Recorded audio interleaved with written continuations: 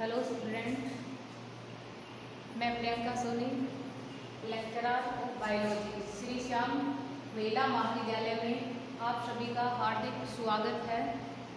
तो आज का हमारा टॉपिक है वो BSc BEd second year, BSc BEd second year और बीएससी सेकेंड ईयर के लिए आज का जो हमारा टॉपिक है वो बीएससी बीएड सेकेंड ईयर और बीएससी सेकेंड ईयर के लिए है। तो आज का हमारा जो टॉपिक है वो है physiology of nerve, physiology of nerve and nerve impulse.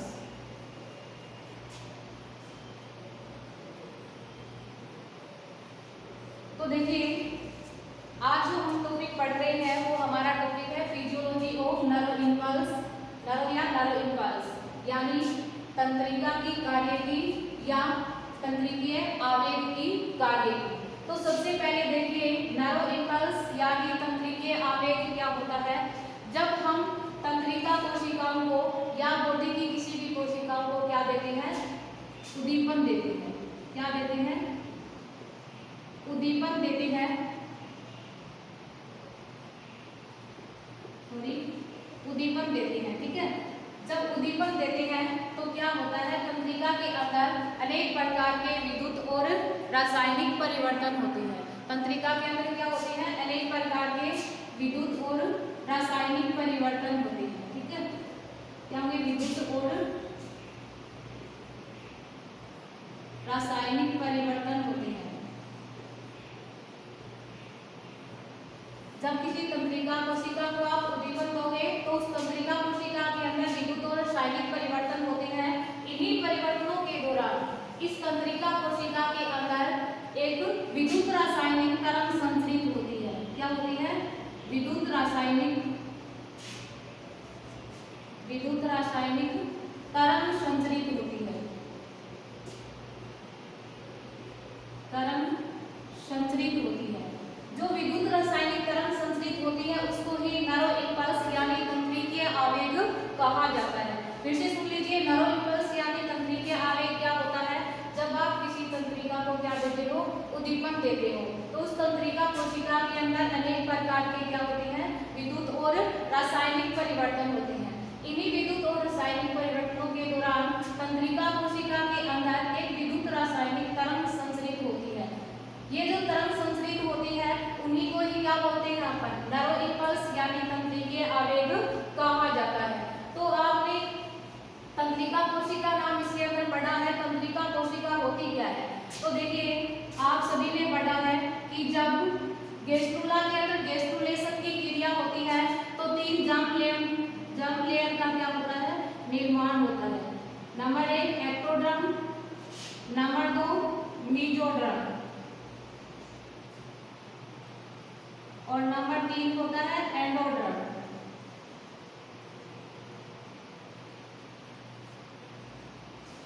तो जब गेस्ट्रुला के अंदर गेस्ट्रुलेशन की क्रिया होती है तो 3 जर्म लेयर का निर्माण होता है, एक्टोडर्म, मीजोडर्म और एंडोडर्म। तो देखिए, इस एक्टोडर्म के द्वारा तंत्रिका ऊतकों का निर्माण होता है। किसका निर्माण होता है? इसके द्वारा तंत्रिका ऊतकों का क्या होता है, निर्माण होता है। किसके द्वारा? एक्टोडर्म के द्वारा तंत्रिका ऊतकों का निर्माण होता है। यही तंत्रिका ऊतक मिलकर के क्या करते हैं, किसका निर्माण करेंगे, तंत्रिका कोशिका बनाएंगे। क्या बनाएंगे? तंत्रिका कोशिका बनाते हैं।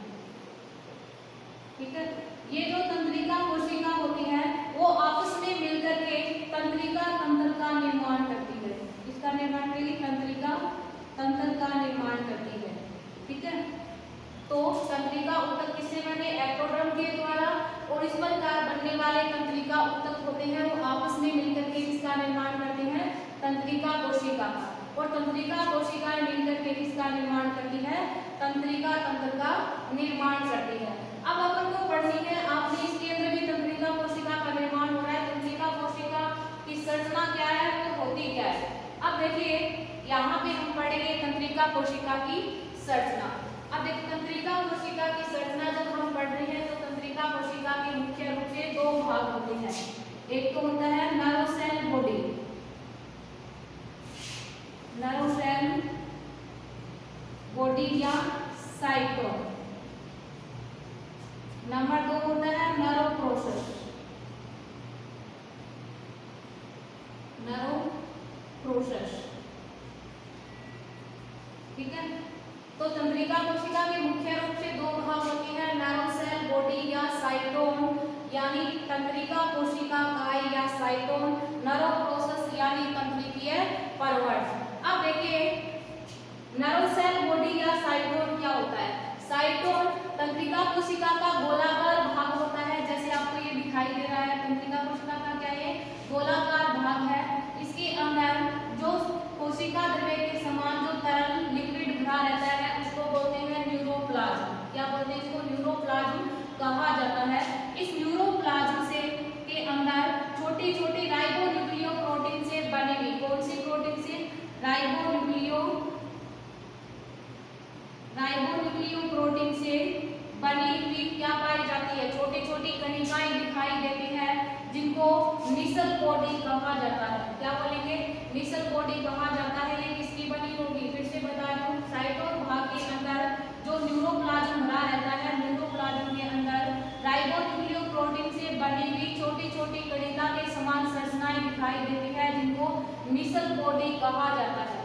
ये निसल बॉडी होती है वो राइबोन्यूक्लियो प्रोटीन की बनी होने के कारण प्रोटीन सिंथेसिस की क्रिया में क्या लेती है, ये भाग लेती है। प्रोटीन सिंथेसिस की क्रिया में ये निसल ग्रेन्युल्स, क्योंकि राइबोन्यूक्लियो प्रोटीन की बनी है इसलिए प्रोटीन सिंथेसिस की क्रिया में भाग लेती है। अब देखिए ये जो न्यूरोप्लाज्म इस साइटोन के अंदर भरा हुआ है, ये चारों ओर से एक पतली झिल्ली के द्वारा आवृत रहता है, जिसको न्यूरोलेमा कहा जाता है। क्या बोलेंगे उसको, न्यूरोलेमा कहा जाता है। ठीक है, इस न्यूरोप्लाज्म के चारों ओर जो पतली लचीली मेम्ब्रेन पाई जाएगी पार्ट से, उसको न्यूरोलेमा कहा जाता है। अब देखिए साइटोन भाग या जो इसकी नर्व सेल बॉडी थी वो यहाँ तक कंप्लीट हो जाती है। अब बात करते हैं किसकी, नर्व प्रोसेस की, यानी तंत्रिकीय परवर्त की। तो तंत्रिकीय परवर्त आप सभी जानते हो कि साइटोन भाग से दो प्रकार के परवर्त निकले रहते हैं। एक तो होते हैं डेंड्रॉन्स, क्या होते हैं, एक तो होते हैं डेंड्रॉन्स, नंबर 2 होता है एक्सॉन। अब देखिए साइटोन भाग से अनेक छोटे छोटे परवर्त निकले रहते हैं, जिनको डेंड्रॉन्स कहा जाता है।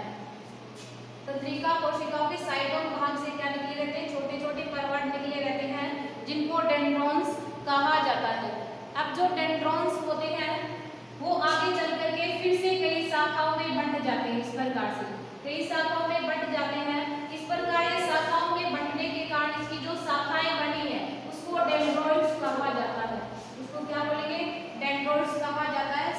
फिर से बोलिए, साइटोन भाग से जो परवर्त निकलते हैं उनको तो डेंड्रॉन्स बोला जाता है। अब डेंड्रॉन्स आगे चल करके कई भागों में बंट जाते हैं तो उनको डेंड्रोइड्स कहा जाता है। अब देखिए ये तो थे डेंड्रॉन्स की बात। अब देखिए साइटोन भाग से पीछे की ओर फिर से एक लंबा परवर्त निकला हुआ रहता है। क्या है, साइटोन भाग से इस प्रकार एक लंबा परवर्त निकला हुआ रहता है, जिसको एक्सॉन कहा जाता है। क्या बोलते हैं इसको, एक्सॉन कहा जाता है। एक्सॉन के प्रारंभिक भाग को ट्राइगर जोन कहा जाता है। जहां से साइटोन से ये एक्सॉन निकलता है उसका प्रारंभिक भाग होता है, उसको ट्राइगर जोन कहा जाता है। ये ट्राइगर जोन वह भाग है जहां पर उद्दीपनों की क्या होती है, उत्पत्ति होती है, यानी ओरिजिन होता है। ठीक है, तो ट्राइगर जोन आपको पता चल गया कि ट्राइगर जोन वह भाग होता है या वह स्थान होता है जहां पर उद्दीपनों की क्या होती है, उत्पत्ति होती है। अब देखिए इस एक्सॉन के अंदर भी विशेष प्रकार का साइटोप्लाज्म के समान लिक्विड भरा रहता है, जिनको एक्टोप्लाज्म कहा जाता है। उनको क्या बोलते हैं, एक्टोप्लाज्म कहा जाता है।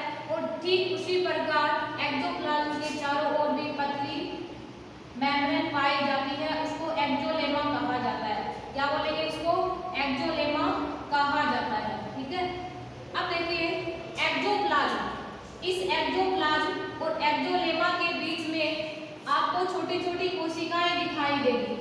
इन कोशिकाओं को स्वान कोशिकाएं कहा जाता है। ध्यान में रखना कि एक्टोप्लाज्म और एक्सोलेमा के बीच में कौन सी कोशिकाएं पाई जाती है,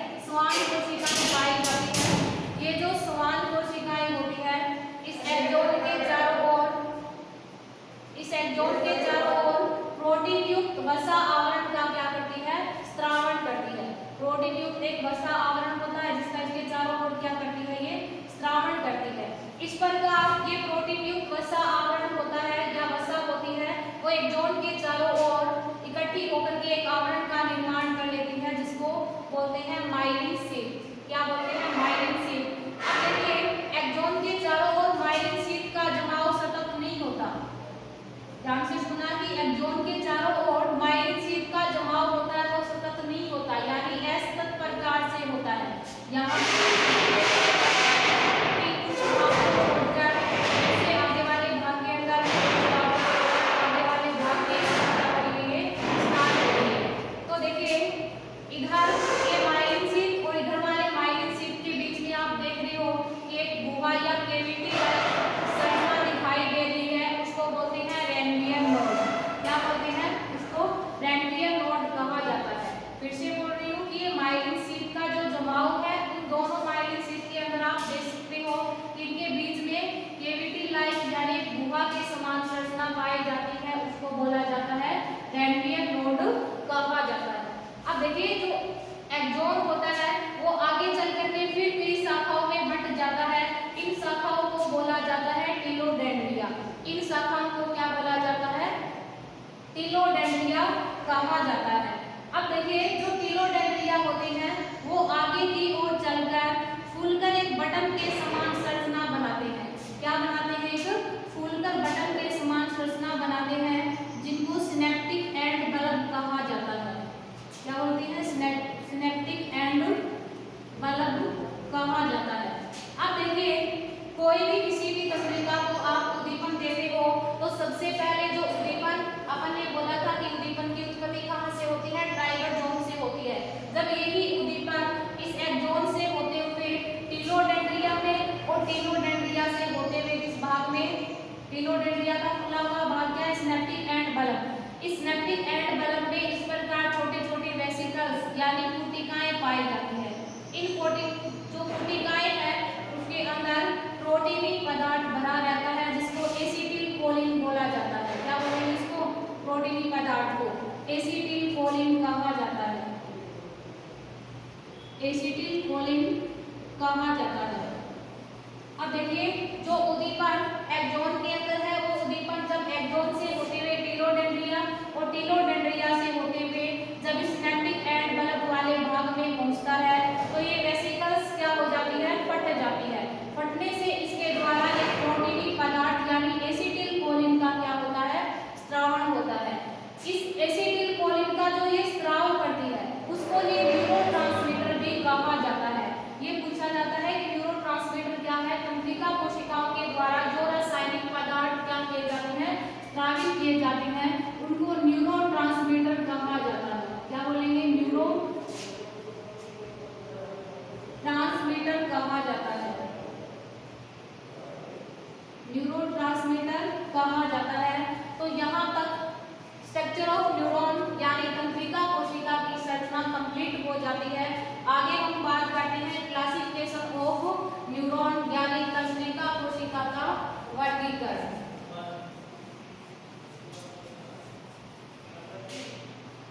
अगला हमारा जो पॉइंट है, second point, classification of neuron,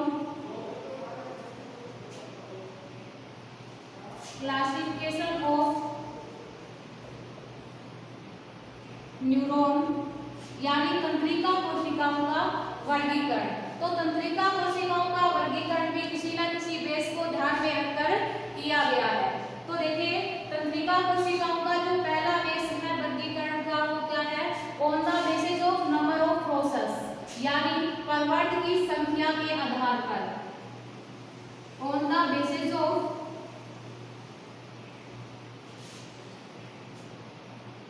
number of process,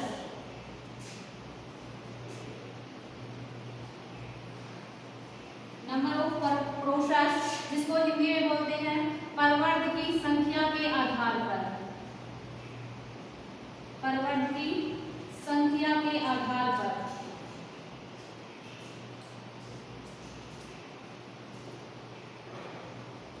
के आधार पर तो देखिए पहला अपना जो क्लासिफिकेशन है वो है on the basis of number of process, परवर्त की संख्या के आधार पर। तो परवर्त की संख्या के आधार पर जो न्यूरॉन होती है वो कई प्रकार की होती है। सबसे पहली है एपोलर यानी अध्रुवीय। एपोलर का मीन यानी ऐसे न्यूरॉन या ऐसे तंत्रिका कोशिका जिसके अंदर न तो एक्सॉन होता है और न ही क्या होते हैं डेंड्रॉन्स होते हैं। साइटोन आपको मिलेगा बट उसके अंदर इस प्रकार से न तो डेंड्रॉन्स निकले होंगे और न ही क्या होता है एक्सॉन्स निकला हुआ रहता है। अब देखिए जिसके अंदर न तो एक्सॉन मिलेगा आपको और न ही डेंड्रॉन्स मिलेंगे, ऐसी तंत्रिका कोशिका को एपोलर कहा जाता है यानी अध्रुवीय कहा जाता है। ये जो न्यूरॉन है या तंत्रिका कोशिका है ये प्रिमिटिव प्रकार की है यानी आदिम प्रकार की है, ठीक है। अब देखिए सेकंड जो अपनी न्यूरॉन है वो है एपोलर। यूनिपोलर, यूनिपोलर यूनि का मीन आप सभी जानते हो, यूनि का मीन होता है एक, यानी ऐसी तंत्रिका कोशिका जिसके अंदर एक्सॉन तो पाया जाता है बट उसके अंदर डेंड्रॉन्स निकले हुए नहीं रहते। ऐसी तंत्रिका कोशिका जिनमें साइटोन से एक्सॉन तो निकला रहेगा बट उनसे डेंड्रॉन्स निकले हुए इस प्रकार नहीं रहते। तो ऐसी तंत्रिका कोशिका को यूनिपोलर कहा जाता है। यूनि का मीन एक होता है यानी जिसके अंदर या तो आपको एक्सॉन मिलेगा बट उसके अंदर मिलता ही एक्सॉन है, आपको डेंड्रॉन्स नहीं मिलेंगे। अब इस प्रकार की जो तंत्रिका कोशिकाएं होती है वो स्पाइनल कॉर्ड के अंदर पाई जाती है। आप सभी जानते हो स्पाइनल कॉर्ड क्या होता है बट आगे आएगा इम्यूनोलॉजी के अंदर उस टाइम बताएंगे। अब देखिए सी नंबर पॉइंट है अपना बाइपोलर। बाइपोलर यानी द्विध्रुवीय। द्विध्रुवीय का मीन क्या हो गया, ऐसी तंत्रिका कोशिका जिनमें एक्सॉन भी निकला हुआ रहता है और क्या निकले हुए रहते हैं साइटोन भाग से डेंड्रॉन्स भी इस प्रकार निकले हुए रहते हैं। तो इस प्रकार की ऐसी तंत्रिका कोशिका जिनसे डेंड्रॉन्स भी निकले रहते हैं और एक्सॉन भी निकला हुआ रहता है, ऐसी तंत्रिका कोशिका को बाइपोलर कहा जाता है यानी द्विध्रुवीय कहा जाता है। अब इसका अगला पॉइंट है मल्टीपोलर। मल्टीपोलर, मल्टी का मीन आप सब भी जानते हो बहुध्रुवीय, यानी ऐसी तंत्रिका कोशिका जिनके साइटोन भाग से एक एक्सॉन निकलने के साथ साथ कई डेंड्रॉन्स निकले रहते हैं इस प्रकार से।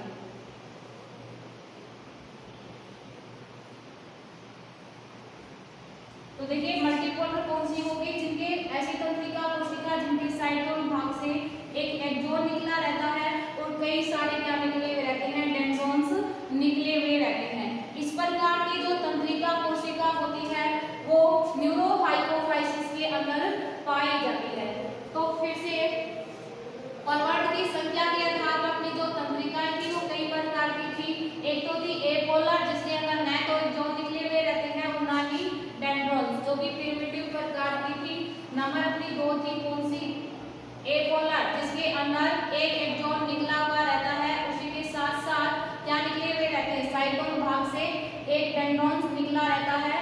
बाइपोलर, बाइपोलर क्या थी, जिसके अंदर एक्सॉन्स भी निकला रहता है और साइटोन भाग से डेंड्रॉन्स भी निकले रहते हैं, वो भी कितना एक। और मल्टीपोलर जिसके अंदर एक एक्सॉन निकला रहता है और साइटोन भाग से कई सारे इस प्रकार से डेंड्रॉन्स निकले हुए रहते हैं। बट आप लोग ध्यान में रखना कि एपोलर का मीन क्या होता है, ऐसी तंत्रिका कोशिका होगी जिसके अंदर आपको सिर्फ एक्सॉन मिलेगा, इसके अलावा आपको डेंड्रॉन्स नहीं मिलेंगे, ठीक है।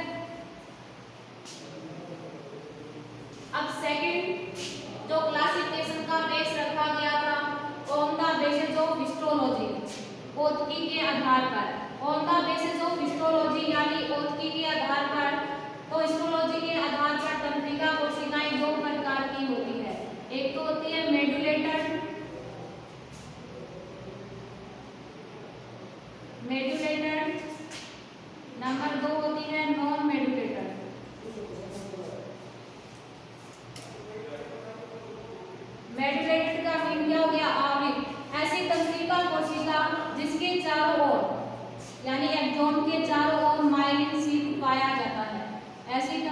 कोशिका जिनके एक्सॉन के चारों ओर माइलिन शीथ प्रेजेंट होता है यानी पाया जाता है, तो ऐसी तंत्रिका कोशिका को मेडुलेटेड कहा जाता है।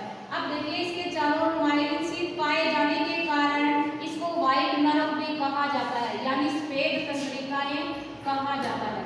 ध्यान में रखना कि ऐसी तंत्रिका कोशिका जिनके एक्सॉन के चारों ओर जब माइलिन शीथ मिलेगा तो माइलिन शीथ के कारण ये अपन को व्हाइट कलर की भी दिखाई दे सकती है, इसलिए इसको व्हाइट नर्व यानी सफेद तंत्रिका कोशिका भी कहा जाता है।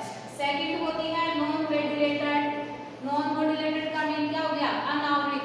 ऐसी तंत्रिका कोशिका जिनके एक्सॉन के चारों ओर माइलिन शीथ नहीं पाया जाता, ऐसी तंत्रिका कोशिका को नॉन मॉड्यूलेटेड नर्व कहा जाता है यानी अनावृत तंत्रिका कहा जाता है। अब माइलिन शीथ नहीं होने के कारण ये जो तंत्रिका होती है अपन को ब्राउन कलर की दिखाई या ग्रे कलर की दिखाई दे सकती है, इसलिए इनको ग्रे नर्व भी कहा जाता है। ठीक है, तो अपने दो बेसिस कंप्लीट होंगे। नंबर 1 था on the basis of number of process पर वर्ड की संख्या के आधार पर क्लासिफिकेशन था। नंबर 2 था on the basis of histology यानी ओके के आधार पर। और थर्ड अपना जो क्लासिफिकेशन जिस बेस पे रखा गया है वो है on the basis of physiology. On the basis of physiology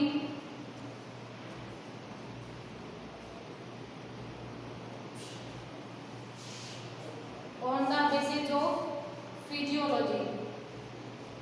अब देखिए on the basis of physiology यानी कार्यकी के आधार पर तंत्रिकाएं 3 प्रकार की होती है।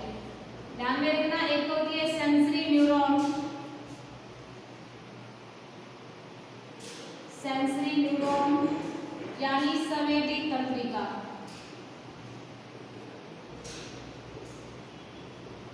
संवेदी तंत्रिका। सेकंड होती है मोटर न्यूरॉन।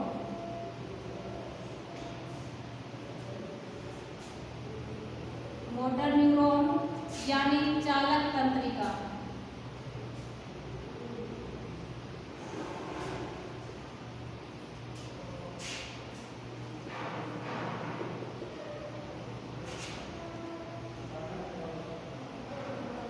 अब देखिए नंबर 1 है अपनी सेंसरी न्यूरॉन यानी संवेदी तंत्रिका। ऐसी तंत्रिका कोशिकाएं जो कि बाह्य संवेदनाओं को ग्रहण कर केंद्रीय तंत्रिका तंत्र तक पहुंचाने का क्या करती है? कार्य करती है। सेंसरी न्यूरॉन यानी संवेदी तंत्रिका कैसी होगी? ऐसी तंत्रिका कोशिकाएं जो बाह्य संवेदनाओं को ग्रहण कर उनको कहां तक पहुंचाएगी? केंद्रीय तंत्रिका तंत्र तक पहुंचाने का कार्य करती है। उनको क्या बोलेंगे? संवेदी तंत्रिका कोशिका कहा जाता है। सेकेंड अपनी है मोटर न्यूरॉन यानी चालक तंत्रिका। तो चालक तंत्रिका कोशिकाएं कौन सी होती है? ऐसी तंत्रिका कोशिकाएं जो संवेदनाएं या फिर जो उद्दीपन केंद्रीय तंत्रिका तंत्र के अंदर है उस उद्दीपन या संवेदनाओं को कार्यकारी अंगों तक पहुंचाने का क्या करती है? कार्य करती है। कार्यकारी अंगों तक पहुंचाने का क्या करती है? कार्य करती है। तो कार्यकारी अंग वे अंग होंगे जो इस उद्दीपन या संवेदना के प्रति अपना क्या दर्शाएंगे? प्रतिक्रिया दर्शाएंगे। तो इस प्रकार की न्यूरॉन होगी वो मोटर न्यूरॉन कहलाएगी। एक होती है न्यूरोसेक्रेटरी न्यूरॉन।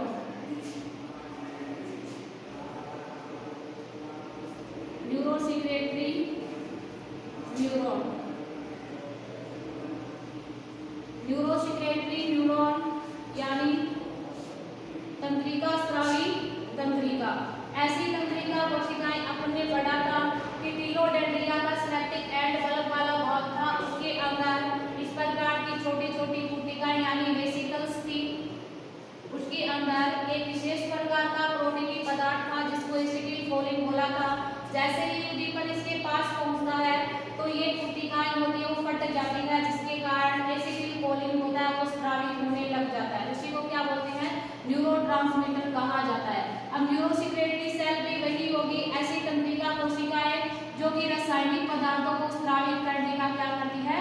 कार्य करती है। उनको न्यूरोसेक्रेटरी न्यूरॉन यानी तंत्रिका स्रावी कोशिकाएं कहा जाता है। आज की हमारी जो टॉपिक था वो था तंत्रिका लेक्चर्स का सो कंप्लीट हो गया है। आगे मिलेंगे नेक्स्ट क्लास के अंदर।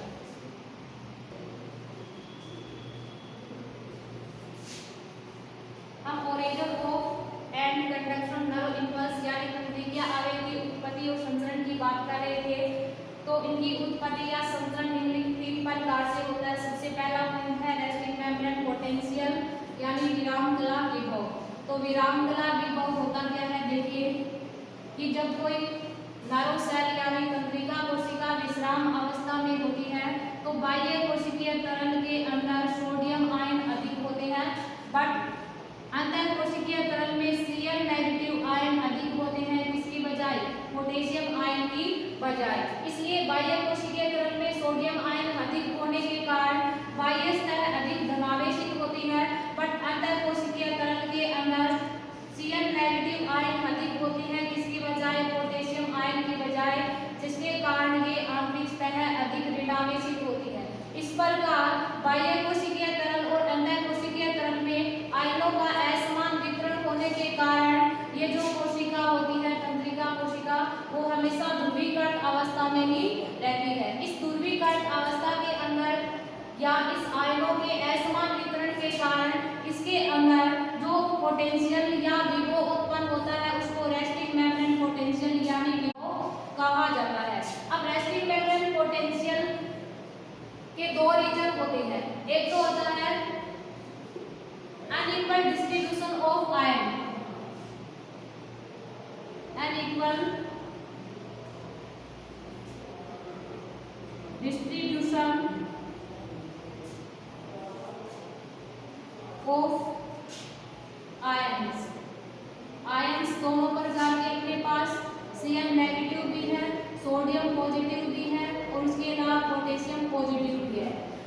अनइक्वल डिस्ट्रीब्यूशन ऑफ आयन यानी आयनों का असमान वितरण। तो रेस्टिंग मेम्ब्रेन पोटेंशियल के अंदर सबसे पहले पढ़ा था कि बाह्य कोशिकीय तरल के अंदर सोडियम आयन अधिक होते हैं, किसकी बजाय अंतर कोशिकीय तरल की बजाय, क्योंकि अंतर कोशिकीय तरल के अंदर Cl नेगेटिव आयन अधिक होते हैं, बट जो पोटेशियम आयन होते हैं वो कम होते हैं। इसलिए बाह्य सतह अधिक धनावेशित बट आंतरिक सतह क्या होती है, अधिक ऋणावेशित होती है। इस प्रकार सोडियम आयन बाहर ज्यादा है, अंदर कोशिका के यानी अंतर कोशिकीय तरल के अंदर Cl नेगेटिव आयन अधिक है। इसलिए आयनों का असमान वितरण है, बाहर पॉजिटिव चार्ज ज्यादा हो गया, अंदर की ओर क्या है नेगेटिव चार्ज ज्यादा है। इसलिए जो नर्व सेल यानी तंत्रिका कोशिका होती है वो हमेशा ध्रुवीकृत अवस्था के अंदर ही रहती है। इस प्रकार आयनों का असमान वितरण होने के कारण भी इसमें विरामकला विभव उत्पन्न होता है। सेकंड पॉइंट है रेस्टिंग मेम्ब्रेन पोटेंशियल का permeability of sodium and potassium ion। permeability of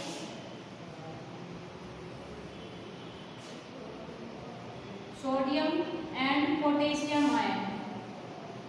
आप सभी जानते हो permeability यानी पारगम्यता। तो यहाँ पे जो अपनी हेडिंग है वो क्या, permeability of sodium and potassium ion यानी सोडियम और पोटेशियम आयन की पारगम्यता। अब देखिए कोई भी जब नर्व कोशिका यानी तंत्रिका कोशिका जब क्या होती है विश्राम अवस्था के अंदर होती है, तो ये तो आप सभी जानते हो कि बाह्य कोशिकीय तरल में सोडियम आयन उपस्थित होते हैं, अंतर कोशिकीय तरल में Cl नेगेटिव आयन ज्यादा होते हैं, किसकी बजाय पोटेशियम आयन की बजाय। यानी जब कोई कोशिका तंत्रिका कोशिका जब विश्राम अवस्था में होगी तब इसकी मेम्ब्रेन की जो पारगम्यता होती है वो पोटेशियम आयन के लिए ज्यादा होती है, किसकी बजाय सोडियम आयन की तुलना में। यानी इसकी जो पारगम्यता होती है वो 500 से 1000 या 50 से 100 गुना बढ़ जाती है।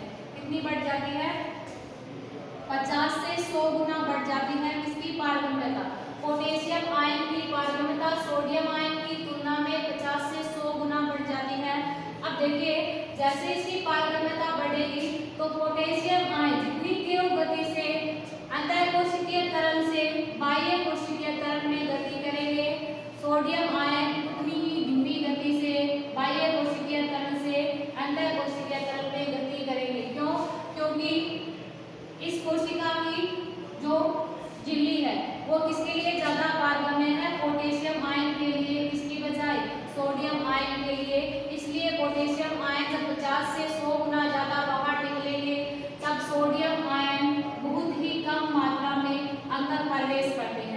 प्रकार बाहर की ओर पॉजिटिव चार्ज वैसे भी ज्यादा था, अब पोटेशियम आयन बाहर निकलने की बजाय क्या हो गया, बाहर निकलने से और भी ज्यादा पॉजिटिव चार्ज बाह्य कोशिकीय तरल के अंदर चला गया, तो अंदर कोशिकीय तरल के अंदर वैसे नेगेटिव चार्ज और ज्यादा था, अब और ज्यादा हो गया, क्योंकि पहले तो कुछ बैलेंस बना रहा था कौन, पोटेशियम आयन, अब वो भी बाहर चला गया, तो आंतरिक सतह और क्या होगी, बहुत ज्यादा ऋणावेशित हो गई। ऋणावेशित होने के कारण इस तंत्रिका कोशिका के अंदर और ज्यादा क्या जाती है, दुर्बण की क्रिया प्रारंभ हो जाती है। इसको आप हाइपोपोलराइजेशन भी बोल सकते हो, या फिर कह सकते हो कि इस प्रकार आयनों का वितरण असमान होने के कारण ये तंत्रिका कोशिका होती है वो हमेशा ध्रुवीकृत अवस्था में ही रहती है। तो ये था origin and conduction of nerve impulse, जिसके 3 पार्ट थे। ग्रेडेड सबसे पहला था रेस्टिंग मेम्ब्रेन पोटेंशियल विराम कला विभव, जो आपको बताया गया है। नंबर 2 है ग्रेडेड पोटेंशियल,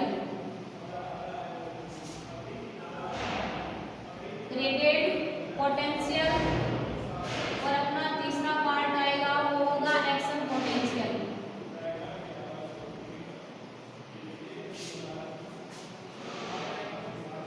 पोटेंशियल